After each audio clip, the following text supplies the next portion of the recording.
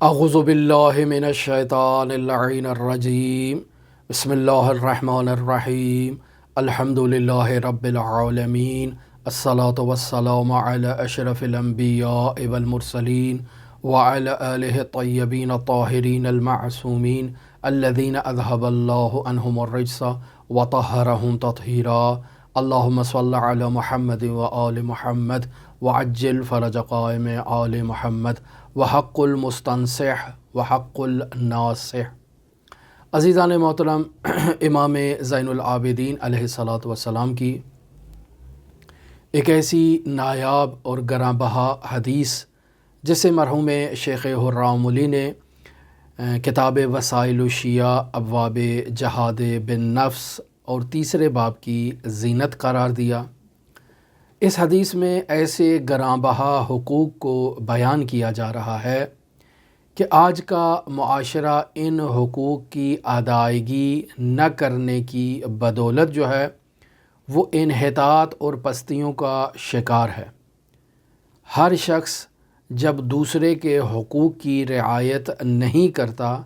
تو یقینی بات ہے دوسرا بھی اس کے حق کی رعایت نہیں کرے گا، جس کے نتیجے میں معاشرے کا ہر فرد دوسرے فرد کے حقوق کی رعایت نہ کرنے کے نتیجے میں گنہگار بھی ہے اور اس دنیا کے نظام میں خلل بھی واقع ہو رہا ہے۔ در واقع اگر ان حقوق کی رعایت کی جائے تو معاشرتی نظام اعلیٰ اسلامی اقدار کے مطابق اور اعلیٰ اسلامی اصولوں کے مطابق ڈھل جائے گا، اور اس معاشرے کے اسلامی اقدار کے مطابق ہونے کے نتیجے میں یہ پورا معاشرہ مدینہ فاضلہ بن جائے گا۔ اس قدر تاکید کی گئی ہے اسلامی تعلیمات میں دوسروں کے حقوق کی ادائیگی کے بارے میں، اور دوسروں کے حقوق کو اس قدر خوبصورت انداز میں اسلامی تعلیمات میں بیان کیا گیا، اور بطور معمول ایسے حقوق معاشرے میں بیان نہیں کیے جاتے۔ اور حق تو یہ ہے کہ اسلامی تعلیمات کے ان سنہرے اصولوں کو جو انسان کی معاشرتی زندگی سے متعلق ہیں، وہ جو انسان کی انفرادی زندگی سے متعلق ہیں، وہ اصول جن پر انسان کے خاندانی نظام نے استوار ہونا ہے، مضبوط ہونا ہے، قائم ہونا ہے، ان حقوق کو بیان کیا جائے۔ وہ حقوق بیان ہونے چاہیے کہ جن سے انسان کا معاشرتی نظم و نسق اور معاشرتی نظام جس پر چل سکتا ہے، اور بہترین انداز میں معاشرتی نظام چل سکتا ہے اگر انسان ان اسلامی اقدار کی رعایت کرے، ان اسلامی اصولوں کو سمجھے اور ان اسلامی اصولوں کی پاسداری کرے۔ در واقع امام زین العابدین علیہ الصلاۃ والسلام نے یہاں اس رسالۃ الحقوق میں 51 حقوق کو بیان کیا ہے، لیکن اگر اسلامی تعلیمات کا جائزہ لیا جائے اور دوسری احادیث کو مطالعہ کیا جائے اور ایسے حقوق تلاش کیے جائیں جو اس رسالۃ الحقوق میں بیان نہیں ہوئے ہیں، انہیں تلاش کیا جائے، انہیں بیان کیا جائے، اور ایک ایسا تعلیمی نصاب تدوین کیا جائے جسے باقاعدہ ہمارے اسکولوں میں، ہمارے کالجز میں، ہماری یونیورسٹیوں میں باقاعدہ رائج ہونا چاہیے، اور باقاعدہ ان حقوق کی تبیین ہونی چاہیے اور انہیں بیان کیا جانا چاہیے، تاکہ معلوم ہو سکے کہ اسلام ہم سے کیا چاہتا ہے، اسلام کے ہم سے کیا تقاضے ہیں، اسلام ہماری انفرادی زندگی کے بارے میں کیا دستور العمل لے کر آیا ہے، ہماری معاشرتی زندگی کے بارے میں اس نے کیا قوانین وضع کیے ہیں، اور یہ انفرادی اور معاشرتی زندگی میں جو قوانین اسلام نے بیان کیے ہیں، اگر معاشرے کا ہر فرد ان قوانین پر عمل پیرا ہونا شروع کر دے تو اس کے نتیجے میں آپ دیکھیں معاشرتی نظام انسان کا کس قدر سنہرے اصولوں پر استوار ہوگا کہ انسان کے اس اسلامی معاشرے کی پوری دنیا میں شہرت ہو جائے گی، اور پوری دنیا اس اسلامی معاشرے کی مثالیں دے گی کہ مسلمانوں کا معاشرہ ایسا ہے۔ لیکن افسوس کہ ہمیں مختلف ایسے نامناسب مسائل میں الجھا دیا گیا، چاہے وہ سیاسی نوعیت کے ہوں، چاہے وہ خاندانی نوعیت کے ہوں، چاہے وہ معاشرتی نوعیت کے ہوں، چاہے وہ مذہبی نوعیت کے ہوں۔ ایسے مسائل کہ جو نظر انداز ہو سکتے تھے، جن مسائل کو درجہ 2 کی حیثیت دی جا سکتی تھی، میں بنیادی مسائل کی بات نہیں کر رہا، چونکہ جو بنیادی اختلاف ہے وہ اپنی جگہ برقرار ہے، وہ اصول کا اختلاف ہے اور اصول کو کبھی نظر انداز نہیں کیا جاتا۔ ہماری گفتگو کا محور جو ہے وہ ایسے اصول ہیں کہ جنہیں نظر انداز کیا جا سکتا ہے، ایسی بحثیں ہیں کہ جنہیں سائیڈ پر رکھ کر انسان اسلام کے ان بنیادی مفاہیم کو پہچانے کہ جو اسلامی تعلیمات میں رسول خدا اور ان کی ذریت کی جانب سے بیان ہوئے، اور جن پر انسان کی انفرادی زندگی کا، انسان کی معاشرتی زندگی کا اور انسان کے حکومتی سسٹم کا جو نظم و نسق ہے وہ ان اصولوں پر قائم ہونا ہے۔ تو بس ان اصولوں کو پڑھایا جانا چاہیے، ان اصولوں کی تعلیم دینی چاہیے، ان اصولوں کو باقاعدہ عملی تجربے کے ذریعے سے جو ہے وہ نوجوان نسل تک منتقل ہونا چاہیے، تاکہ ہمارا معاشرتی نظام فلاح و بہبود پر مشتمل ہو۔ یہاں امام زین العابدین علیہ الصلاۃ والسلام سے جو آج میں آپ کی خدمت میں 42واں حق اور 43واں حق بیان کرنا چاہ رہا ہوں، وہ در واقع نصیحت سے متعلق ہے۔ یعنی وہ فرد جو آ کر آپ سے نصیحت کا مطالبہ کر رہا ہے، اس کا آپ کے اوپر کیا حق ہے، اس حق کو امام نے بیان کیا۔ اور وہ شخص جو آپ کو نصیحت کر رہا ہے، اس کا آپ کے اوپر کیا حق ہے۔ ان دونوں افراد کے حقوق کو امام زین العابدین علیہ الصلاۃ والسلام یہاں پر بیان کر رہے ہیں۔ لیکن نصیحت کو جاننے سے پہلے میں آپ کی خدمت میں بیان کروں کہ ایک کلمہ ہمارے ہاں استعمال کیا جاتا ہے نصیحت، جس کا دائرہ بہت وسیع ہے، اور ایک کلمہ استعمال کیا جاتا ہے موعظے، اس کا دائرہ محدود ہے نصیحت کی نسبت۔ موعظہ کسی کو ڈرانا، کسی کو انسان جو ہے وہ عذاب الہی سے خوفزدہ کرے، کسی کو انسان اس کے مردہ ضمیر کو جھنجھوڑ کر بیدار کرے تاکہ وہ انسان جو ہے وہ الہی اقدار کی طرف لوٹ آئے، اسے موعظہ کہتے ہیں۔ جبکہ نصیحت کا دائرہ وسیع ہے، اس میں حتیٰ دعا بھی شامل ہے۔ آپ اگر کسی مومن کے لیے دعا کر دیتے ہیں تو یہ بھی نصیحت کے زمرے میں آتا ہے۔ یا اس کے علاوہ اور بہت سے موارد ہیں جو نصیحت کے دائرے میں آتے ہیں۔ مثلاً آپ دو ایسے افراد میں جن میں جھگڑا ہے، دعویٰ ہے، آپ ان کی صلح اور آشتی کروا دیتے ہیں تو یہ بھی نصیحت کا ایک مصداق ہے۔ آپ کسی کے حق میں دعا کر دیتے ہیں، کسی کے لیے استغفار کر دیتے ہیں تو یہ بھی نصیحت کے مصادیق میں ہے۔ لیکن بطور معمول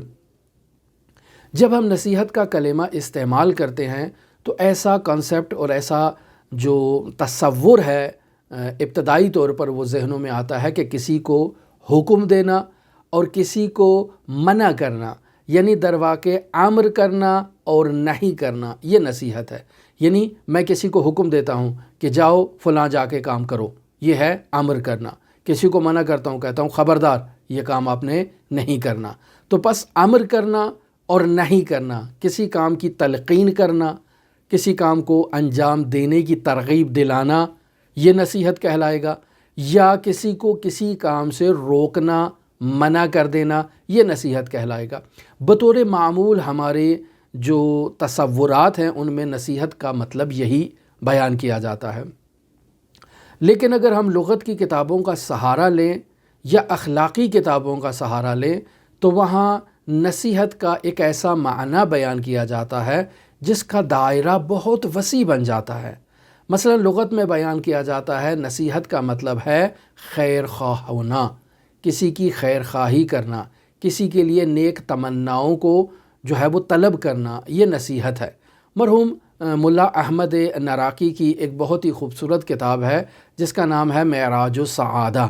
یہ معراج السعادہ در واقع ملا احمد نراقی نے اپنے والد بزرگوار ملا مہدی نراقی کی کتاب جامع السعادات کے خلاصے کے طور پر بیان کی، اور پھر بعد میں آپ دیکھیں کہ اسی معراج السعادہ کے بھی مختلف خلاصے جو ہیں وہ مارکیٹ میں موجود ہیں، مختلف گراں قدر شخصیات نے اس کے بھی خلاصے کیے ہیں کہ جن میں خود شیخ عباس قمی رحمۃ اللہ علیہ کا خلاصہ بھی موجود ہے۔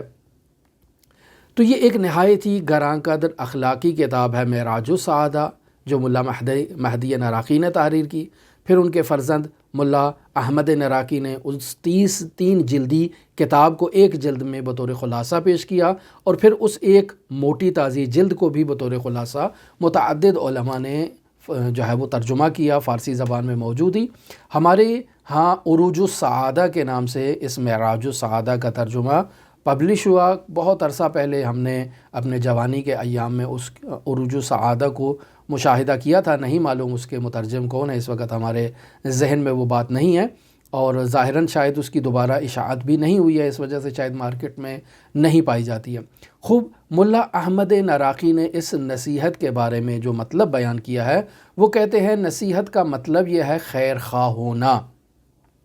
بس اگر اس خیر خواہی کے معنی کو مد نظر رکھا جائے تو اسلامی تعلیمات میں ہر وہ چیز جو خیر خواہی کا معنی دیتی ہو وہ نصیحت کے معنی میں ہے۔ نصیحت کا مطلب یہ ہو جائے گا خالص ہونا، یعنی خداوند متعال کے حضور خلوص کا اظہار کرنا، چاہے اپنے عمل کے ذریعے سے، چاہے اپنے اعتقادات کے ذریعے سے، چاہے جو ہے وہ دعا اور عبادات کے ذریعے سے۔ پس دین میں جو انسان عمل کر رہا ہے اسلامی تعلیمات پر، دینی تعلیمات پر، اس دینی تعلیمات پر عمل کرتے ہوئے خلوص کا اظہار کرنا، یہ بھی نصیحت ہے۔ یعنی انسان کے اعتقادات میں کسی قسم کا غش، کسی قسم کی ملاوٹ نہ ہو تو یہ بھی نصیحت ہے۔ اگر انسان کے عمل میں کسی قسم کی ملاوٹ اور ناخالصی نہ پائی جائے تو یہ بھی نصیحت ہے۔ یا یوں اگر ہم کہیں کہ قرآن و اطرت سے انسان کا خالص ہو جانا، قرآن و اطرت کے حضور انسان کا وفاداری کا اظہار کرنا، یہ بھی نصیحت کا معنی ہے۔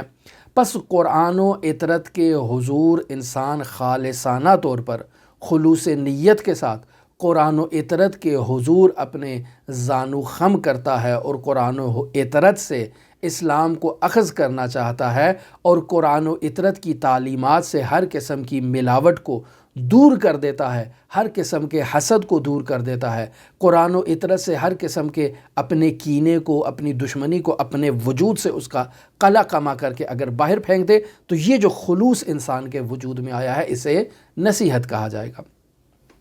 لہٰذا ہم اگر دیکھیں تو علماء نے نصیحت کی جو اقسام بیان کی کہ جہاں اس کلمے کو جاری کیا جا سکتا ہے، مثلا بیان کرتے ہیں کہ اللہ کے لیے خالص ہو جانا، یہ بھی نصیحت ہے۔ قرآن کے لیے خالص ہو جانا، یہ بھی نصیحت ہے۔ رسول خدا اور ان کی اطرت کے لیے خالص ہو جانا، یہ بھی نصیحت ہے۔ حاکم اسلامی کے لیے جو اسلامی اصولوں کے مطابق حکمران قائم ہوا ہے، اس حکمران کے لیے خالص ہو جانا، یہ بھی نصیحت ہے۔ معاشرے کے لیے خالص ہو جانا اور معاشرے کی فلاح و بہبود کے لیے جد و جہد کرنا خلوص نیت کے ساتھ، یہ بھی نصیحت ہے۔ یا معاشرے میں موجود ہر فرد کے لیے خلوص کا اظہار کرنا اور اسے اچھے راہ پر گامزن کرنے کے لیے جد و جہد کرنا، یہ بھی نصیحت ہے۔ اور ہمارے ہاں یہی معنی زیادہ جو ہے وہ رائج ہوتا ہے کہ کسی کو راہ راست کی طرف ہدایت کرنا۔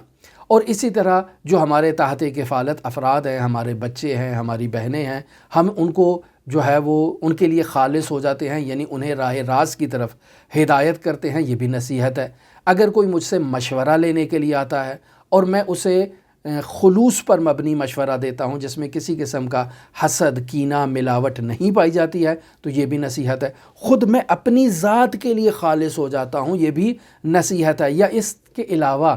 جو بھی موجودات اور مخلوقات ہیں اللہ تبارک و تعالیٰ کی، میں ان تمام مخلوقات کے لیے اگر خود کو خالص کر دیتا ہوں تو یہ بھی نصیحت کے زمرے میں آتا ہے۔ لہٰذا مؤمنین کے لیے، یہ تو بطور عموم ہم نے نصیحت کے معنی کو بیان کر دیا۔ اگر مؤمنین کے لیے نصیحت کو دیکھا جائے تو آپ اگر کسی مؤمن کے لیے خیر کا تقاضا کرتے ہوئے اس کے لیے استغفار کرتے ہیں تو یہ بھی نصیحت ہے، اگر اس کے لیے دعا کرتے ہیں تو یہ بھی نصیحت ہے، وہ آپ کے پاس اپنی حاجت لے کر آتا ہے تو آپ خلوص نیت کے ساتھ، خلوص دل کے ساتھ اس کی حاجت روائی کر دیتے ہیں تو یہ بھی نصیحت ہے۔ اور جب آپ ان سے گفتگو کرتے ہیں تو ایسے کلمات کے ذریعے سے ان کو تلقین کرتے ہیں کہ جو کلمات مناسب ہوتے ہیں، یہ بھی نصیحت کا دائرے میں آتا ہے۔ آپ انہیں نیکی کا حکم دیتے ہیں، برائی سے روکتے ہیں، جو امر بالمعروف اور نہی عن المنکر کا مصداق ہے، یہ بھی نصیحت ہے۔ اس کے علاوہ آپ ان سے حسد نہیں کرتے، یہ بھی نصیحت ہے۔ مومن سے حسد نہیں کرنا چاہیے، یا آپ کے وجود میں مومن کے لیے کسی قسم کی کوئی جو ہے وہ ملاوٹ نہیں پائی جاتی ہے، کسی قسم کا کوئی غش نہیں پایا جاتا ہے، آپ مومن کے لیے خود کو خالص کر دیتے ہیں، یہ نصیحت ہے۔ آپ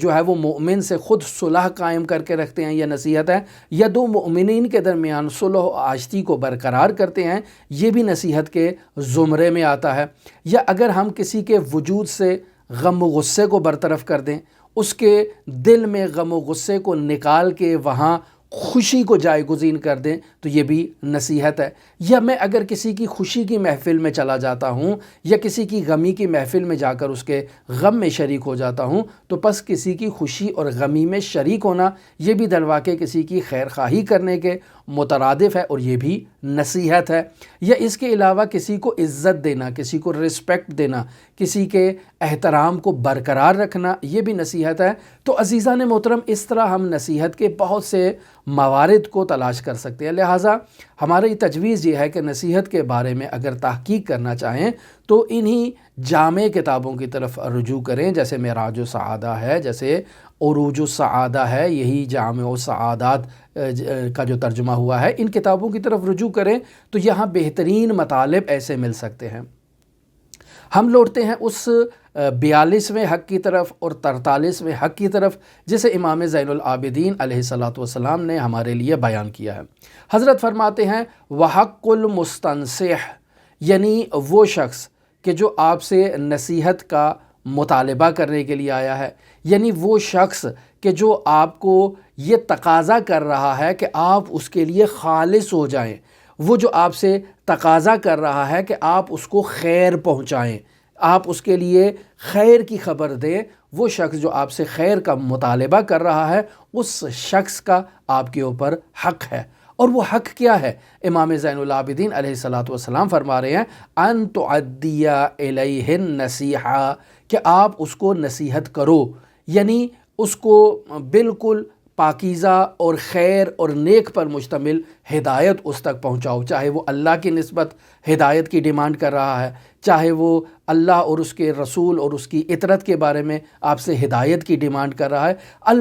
المختصر یہ کہ جس فیلڈ میں وہ آپ سے خیر کا مطالبہ کر رہا ہے، آپ اس کے لیے خالص ہو جاؤ بغیر کسی ملاوٹ کے، اور اس تک اس خیر کو پہنچاؤ، یہ نصیحت ہے۔ لہٰذا امام فرما رہے ہیں ان تعدی الیہ النصیحہ، کہ آپ اس تک وہ نصیحت پہنچاؤ، وہ خیر پہنچاؤ جس میں کسی قسم کی ملاوٹ نہ پائی جائے، یہ نصیحت ہے۔ لیکن امام زین العابدین علیہ السلام فرما رہے ہیں کہ یہ جو آپ اس تک خیر پہنچا رہے ہیں، یہ کس انداز میں ہونی چاہیے؟ فرماتے ہیں وَلْيَقُنْ مَذْهَبُكَ الرَّحْمَةَ لَهُ، کہ آپ جو اس تک خیر پہنچا رہے ہیں تو جو آپ کا نظریہ ہے، جو آپ کی آئیڈیالوجی ہے، یہ رحمت پر مشتمل ہونی چاہیے۔ یعنی اگر آپ نظریاتی طور پر کوئی نظریہ اس تک منتقل کرنا چاہ رہے ہیں تو یہ نظریہ خیر اور رحمت پر مشتمل ہونا چاہیے۔ اگر آپ اس نظریے کو بیان کرنے کے لیے الفاظ کا سہارا لے رہے ہیں تو آپ کے الفاظ نہایت ہی ملائم ہونے چاہیے، نہایت ہی میٹھے الفاظ ہونے چاہیے، والرفق، کہ آپ کے الفاظ رعفت پر مشتمل ہونے چاہیے، اور اس انداز میں آپ کو نصیحت کرنی چاہیے۔ تو کیا ہم معاشرے میں اس طرح سے کسی کو نصیحت کرتے ہیں؟ کیا ہم معاشرے میں کسی کے لیے خود کو اس طرح سے خالص کر دیتے ہیں؟ انفرادی طور پر کیا میں نے خود کو اپنے لیے اس طرح سے خالص کیا ہے؟ اپنے بیوی بچوں کے لیے، اپنے اساتید کے لیے، اپنے شاگردوں کے لیے، اپنے معاشرے کے دوسرے افراد کے لیے، اپنے حکمران کے لیے، کیا میں اپنے آپ کو اس طرح سے خالص کرتے ہوئے اچھے مناسب سلجھے ہوئے الفاظ کا سہارا لیتے ہوئے نہایت ہی رعفت کے ساتھ، نہایت ہی عطوفت کے ساتھ میں اس تک خیر پہنچا رہا ہوں؟ تو ہم اگر اپنے گریبان میں جھانک کر دیکھ لیں تو معلوم ہو جائے گا کہ ہم امام زین العابدین علیہ الصلوۃ والسلام کے اس فرمان کا مصداق نہیں ہیں۔ آگے 43واں حق امام زین العابدین علیہ الصلوۃ والسلام جو فرما رہے ہیں وہ ہے وحق الناصح، یعنی وہ شخص جو آپ کو نصیحت کر رہا ہے، اس شخص کا آپ کے اوپر کیا حق ہے؟ اس شخص کا حق ہے کہ امام فرما رہے ہیں ان تولینا لہو جناحک، کہ آپ اس کے لیے اپنی آغوش پھیلا دیں۔ یہ ظاہری کلمہ تو اس کا یہی ہوگا کہ وہ جو شخص آپ کو نصیحت کر رہا ہے، آپ اپنی باہوں کو پھیلا کر اس کا استقبال کریں، یعنی آپ اپنے آپ کو اس قدر آمادہ کر دیں کہ وہ جو مطلب آپ کو پہنچا رہا ہے، وہ جو خیر آپ کو دینا چاہ رہا ہے، آپ اپنی آغوش کو اور اپنی باہوں کو کھول کے اس خیر کا استقبال کریں۔ درواقع خیر کا استقبال کرنا یعنی اس شخص کا بھی استقبال کرنا ہے کہ جو آیا ہے آپ کو خیر کی تعلیم دینے کے لیے۔ پس آپ اس شخص کا بھی احترام کر رہے ہیں، اس کو بھی رسپیکٹ دے رہے ہیں، اور پھر جو بات آپ تک پہنچا رہا ہے اپنی آغوش کو کھول کے آپ اس کو اپنے سینے سے لگا رہے ہیں، اس شخص کو بھی، اس کے کلمات کو بھی، اس کے الفاظ کو بھی۔ لہٰذا اگر آپ اس کے کلمات کو اپنے جو دل سے لگانا چاہتے ہیں، اپنے گلے سے لگانا چاہتے ہیں، اپنے سینے میں اتارنا چاہتے ہیں، تو امام زین العابدین علیہ الصلوۃ والسلام ارشاد فرما رہے ہیں وَتُصْغِيَ إِلَيْهِ بِسَمْعِكَ، کہ آپ نے اگر اس کے لیے اپنی باہوں کو پھیلانا ہے تو اس کے لیے آپ کو اپنی سماعت کو آمادہ کرنا ہوگا، خالص کرنا ہوگا، اور اپنی سماعت کو اس کے حوالے کرنا ہوگا اور دیکھنا ہوگا کہ وہ آپ کو کیا کہہ رہا ہے۔ بس اس کی بات کو غور سے سننا چاہیے۔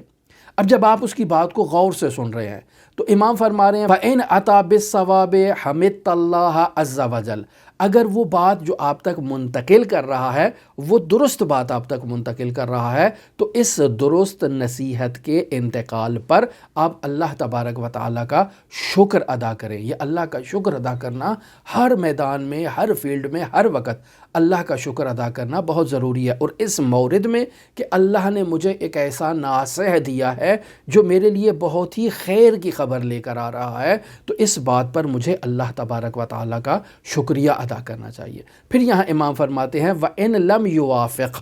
یہ شخص آپ کو اپنی طرف سے نصیحت کرنے کے لیے آیا ہے،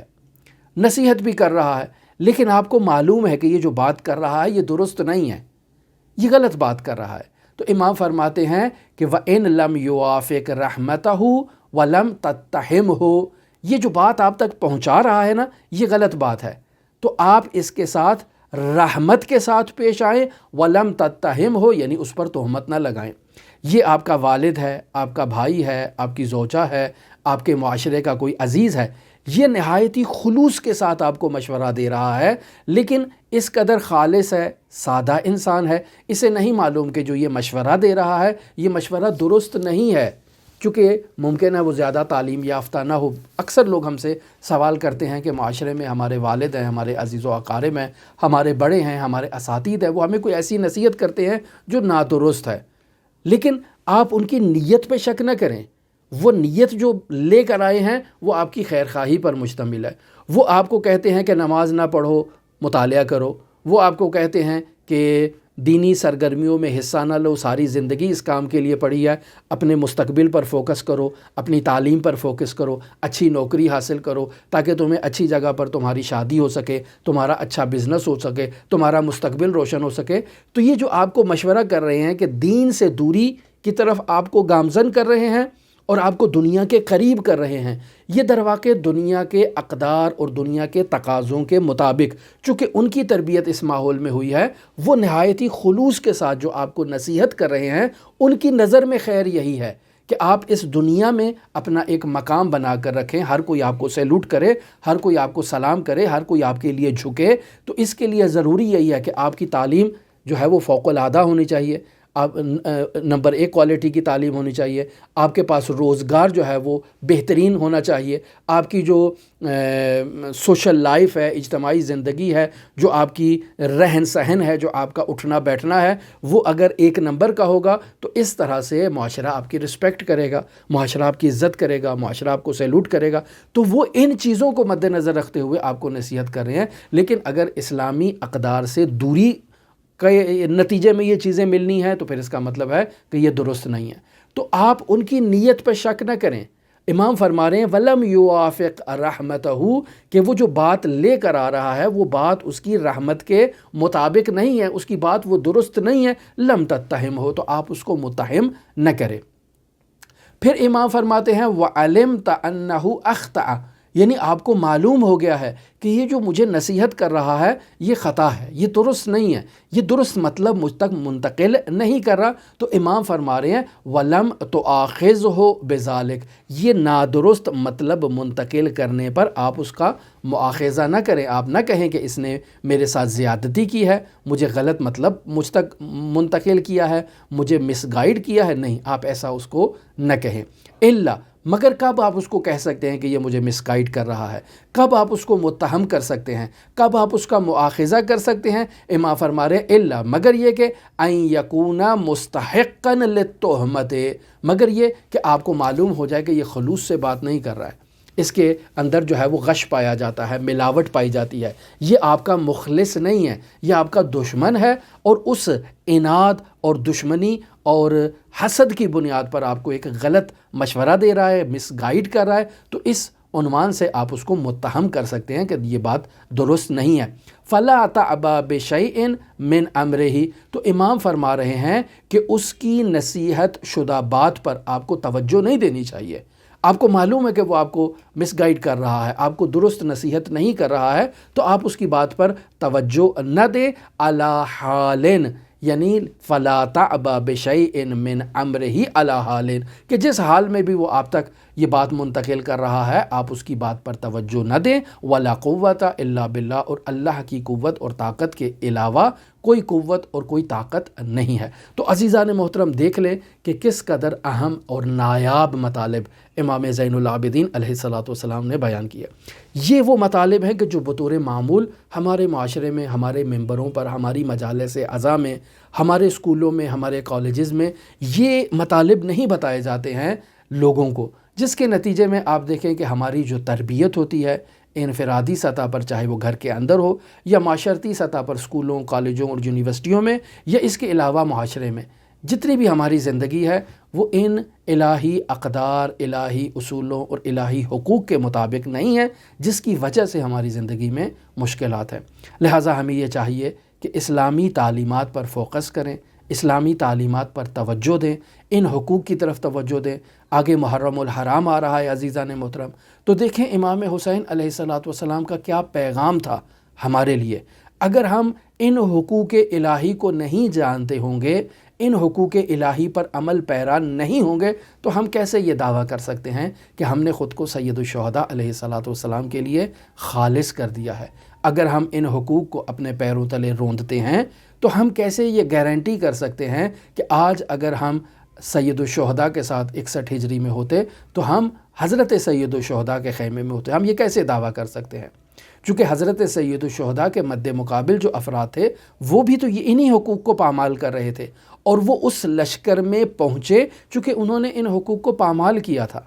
تو عزیزان محترم، ہم اپنے گریبان میں جھانک کر دیکھیں کہ ہم امام وقت کی نصرت کے لیے ابھی تیار نہیں ہیں۔ اگر ہم تیار ہوتے اور ان حقوق کی رعایت کرتے تو آج ہمارے اور ہمارے وقت کے امام حضرت حجت ابن الحسن العسکری علیہ السلام کے درمیان فاصلہ نہ ہوتا۔ تو یہ جو فاصلہ ہم مشاہدہ کر رہے ہیں، اس فاصلے کی بنیادی وجہ یہی وہ بنیادی حقوق ہیں جن کو ہم پامال کر رہے ہیں۔ لہٰذا عزیزان محترم، ان حقوق کی طرف توجہ دی جائے، آپ بھی توجہ دیں، میں بھی توجہ دوں، میں اپنے نفس کو تاکید کرتا ہوں، تلقین کرتا ہوں ان حقوق کی رعایت کی۔ آپ بھی ان حقوق کی رعایت کے لیے اپنے آپ کو توجہ کے ساتھ اپنے نفس کو تلقین کریں، مشارطہ کریں، مراقبہ کریں، محاسبہ کریں، معاتبہ کریں، اور پھر انہی دستور العمل پر چلنے کے نتیجے میں بھی کامیابی جو ہے وہ آپ کا اور ہمارا مقدر بن سکتی ہے۔ لہٰذا عزیزان محترم، بار بار ان حقوق کو سنیں، بار بار ان حقوق پر توجہ کریں،